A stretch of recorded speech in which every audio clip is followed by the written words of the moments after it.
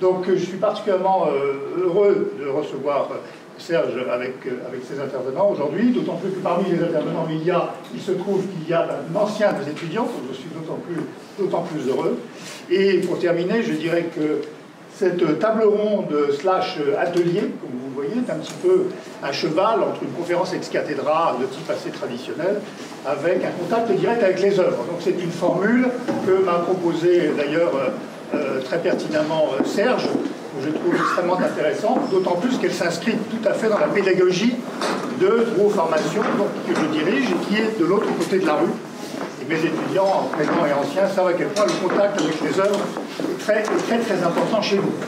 Deux mots justement à propos de Drouot Formation, et puis nous commencerons ensuite par la présentation des œuvres. Drouot Formation est une école, à proprement parler, qui a été créée en 2011, donc ça fait déjà pas mal d'années, et qui fonctionne sur trois volets, je dirais, en résumé.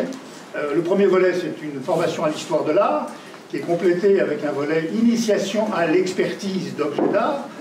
Quand je dis objets d'art, j'inclus beaux-arts et décoratifs. C'est la raison pour laquelle l'hôtel Drouot est un outil pédagogique tout à fait exceptionnel, tout à fait unique. Et puis un troisième volet qui complète les deux premiers et qui est consacré au fonctionnement et à l'organisation du marché de l'art.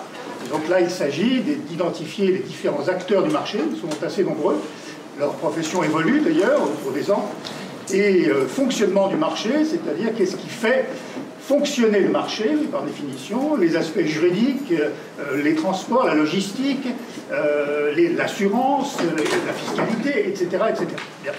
Et donc tout au long de l'année, ces trois volets sont brassés pour qu'au bout d'un an, puisque la formation commence début octobre et se termine à la fin du mois de juin, mes étudiants aient une vision synoptique, complète, de tout ce qui constitue le marché de l'art. Et je préciserai quand même, parce que ce n'est pas inutile, qu'il ne s'agit pas simplement que des ventes aux enchères publiques. Nous sommes estampés, évidemment, de Drouot ventes aux enchères publiques, et que le propos du programme est d'élargir le champ au maximum et d'envisager tous les cas de figure possibles dans le marché de l'art.